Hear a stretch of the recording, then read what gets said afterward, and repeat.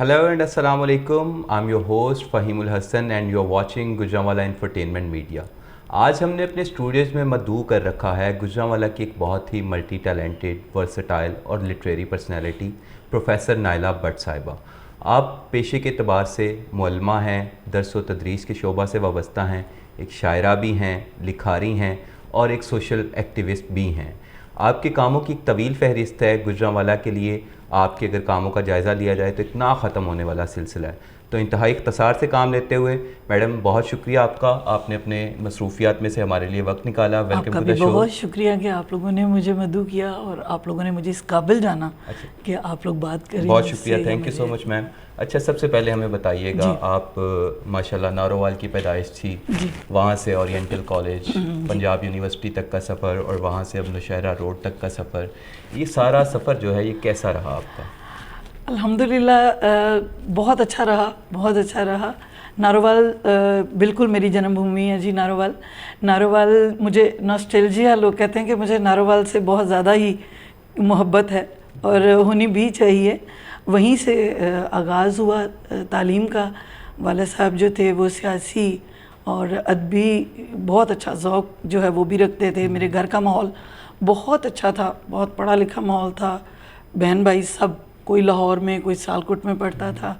मैं चूँकि अपने घर में सबसे छोटी थी तो इसलिए मुझे ज़रा ज़्यादा मौका मिल गया.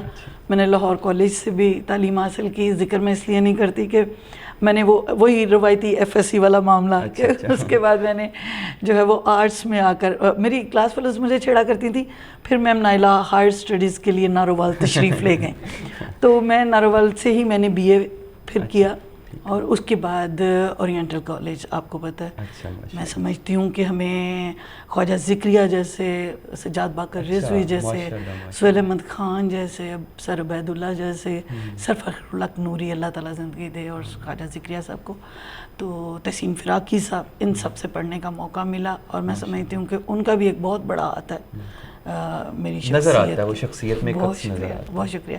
लेकिन मैं खुद समझती हूँ, अगर आपने मेरी फैमिली के हवाले से पूछ रहे हैं तो मुझ में दो रंग नज़र आएंगे आपको. एक, लोग मुझे कहते हैं जी मैं बहुत दबंग हूँ, मैं बहुत स्ट्रेट फॉरवर्ड हूँ, बहुत बेबाक या निडर हूँ.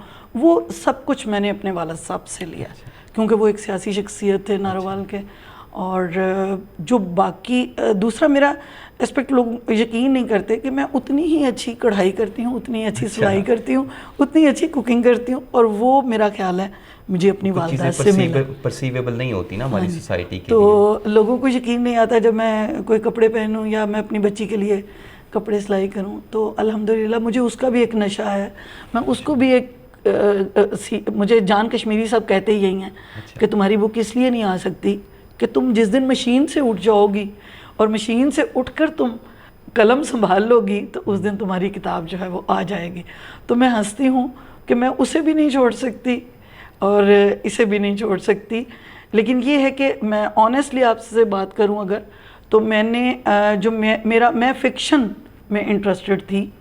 मेरी जो अपने घर से तरबियत हुई बड़ी ग्रेजुअली हुई. मैं अपने स्टूडेंट्स को बोलती हूँ, जो लिटरेचर के स्टूडेंट्स हैं ख़ास तौर पे, कि भाई ये नहीं कि आप MA में आए हो, एकदम से आपने 4 किताबें बानो कुदसिया को डायरेक्ट पढ़ लिया है और आप लेक्चर देने बैठ गए. नहीं, आप ग्रेजुअली ऊपर आओ.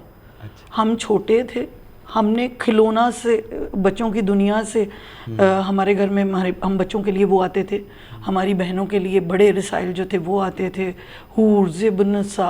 और मैं हैरान होती हूँ, नारोवाल जैसे छोटे कस्बे में हमारे वाले साहब आड़त के काम से वाबस्ता थे लेकिन पढ़े लिखे थे, तो उन्होंने अपनी बच्चियों के लिए ये सारा अरेंज कर रखा था.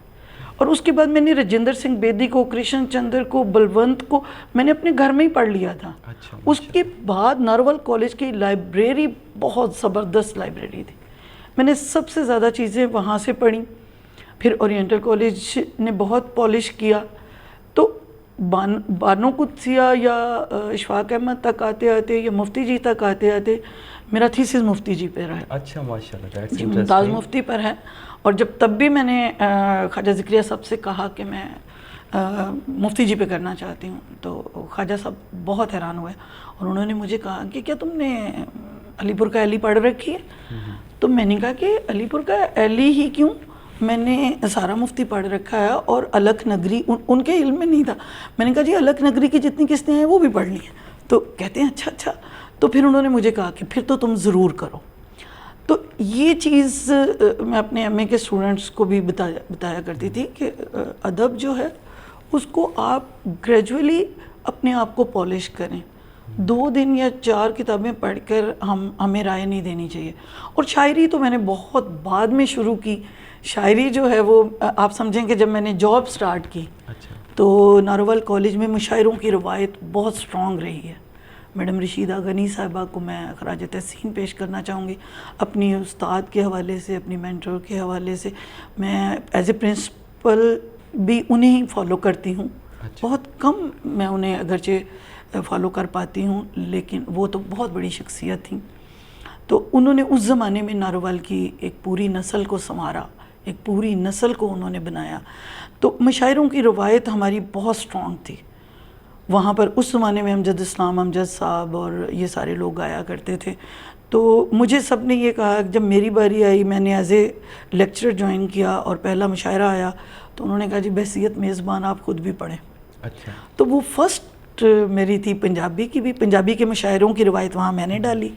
تو پنجابی میں بھی میں نے پہلی دفعہ وہیں پر لکھا اور غزل بھی پہلی دفعہ وہیں پہ لکھی. یہ ایک چھوٹا سا سفر. ماشاءاللہ بڑا ایک کمپلیٹ پیکیج ہے. اور جن ضخیم کتابوں کے آپ نے نام لیے ہیں, ہماری آج کل کی نسل تو میرا خیال ہے نابلد ہوگی ان ناموں سے, ایون لٹریچر کے اسٹوڈنٹس کے لیے بھی.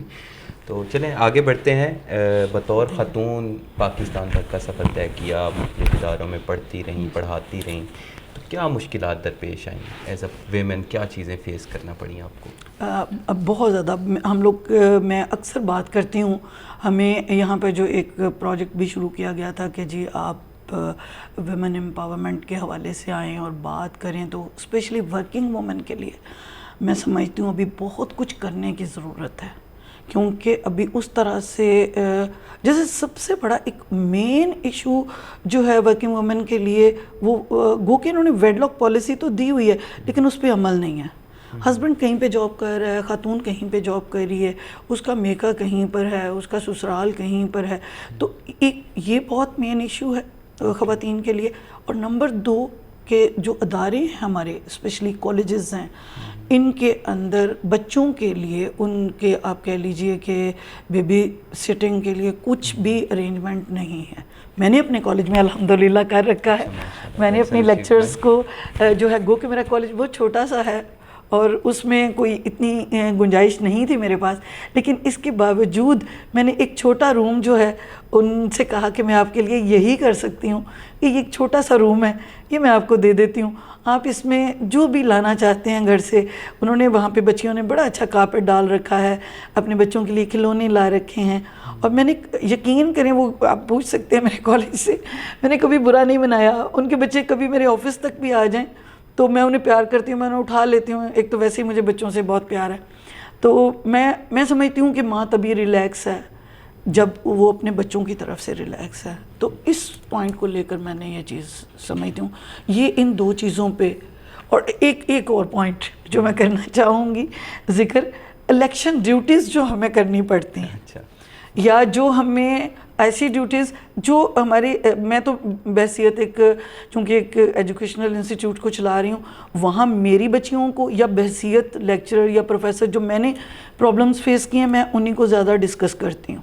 تو ویسے تو معاشرتی طور پہ خواتین کے لیے بہت سارے ابھی مسائل ہیں, ہیرسمنٹ کا ہے, امبیرسمنٹ ہوتی ہے, بچوں کو اور آگے بڑھنے کے موقع نہیں ملتے, وہ سب اپنی جگہ پر. تو لیکن یہ ہے کہ ہم سے یہ جو اور ایکسٹرا ڈیوٹیز کروائی جاتی ہیں, میرے خیال میں اسپیشلی خواتین سے نہیں کروانی چاہیے.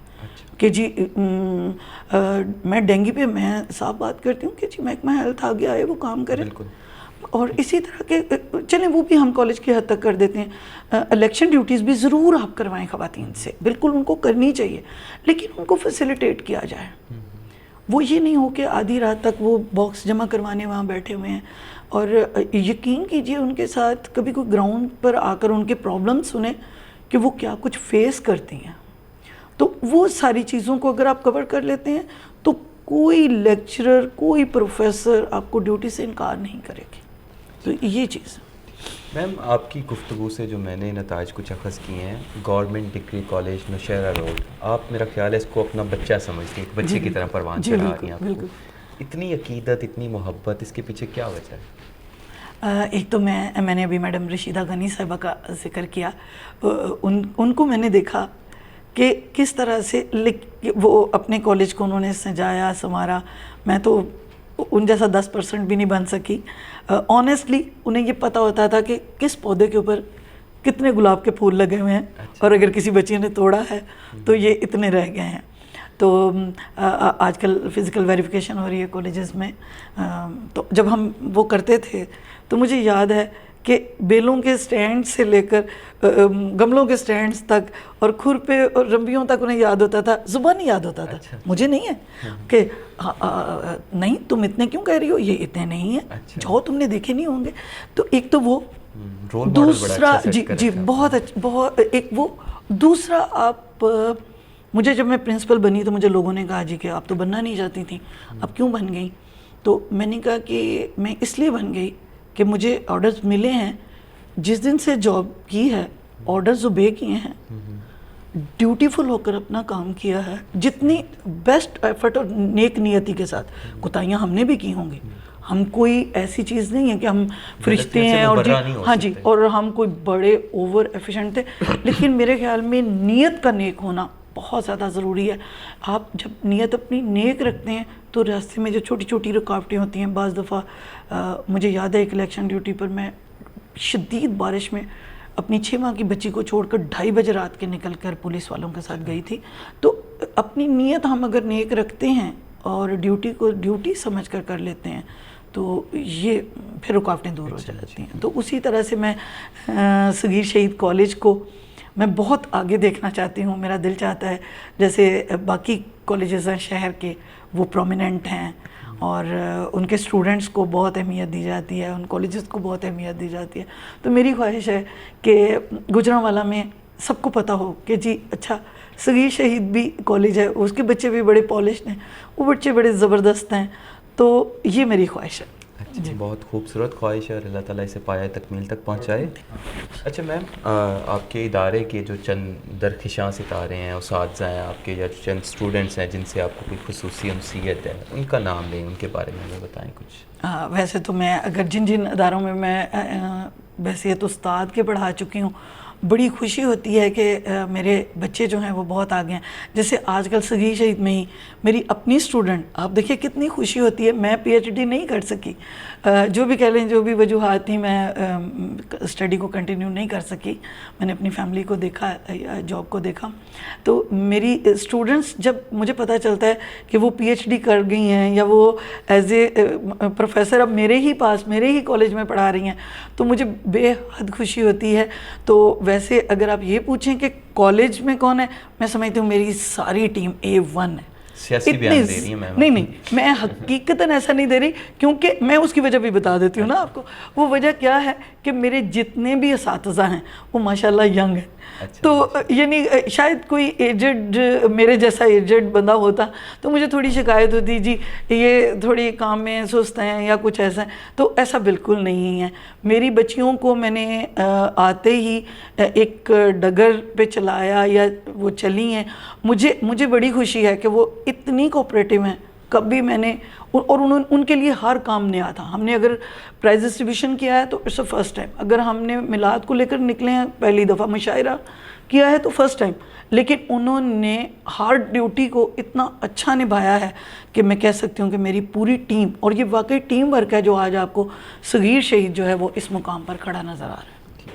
بہت شکریہ میم، تھینک یو سو مچ آپ کے وقت کا. آپ نے بڑی خوبصورت گفتگو سے روشناس کروایا ہمیں. فہیم آپ کا بہت شکریہ، آپ نے مجھے اس قابل جانا. مجھے تو ابھی بھی ہمارے ابھی بہت سے گفتگو کے پہلو تشنا رہ گئے ہیں. انشاءاللہ یہ گفتگو کا سلسلہ چلتا رہے گا، آئندہ بھی آپ کو مدعو کرتے رہیں گے. تھینک یو سو مچ. آپ سب دیکھنے والوں سے گزارش ہے کہ ہمارے چینل گجرانوالا انفرٹینمنٹ میڈیا کو لائک اور سبسکرائب کریں اور ہمیں دیکھتے رہیے گا. تھینک یو سو مچ. اللہ حافظ.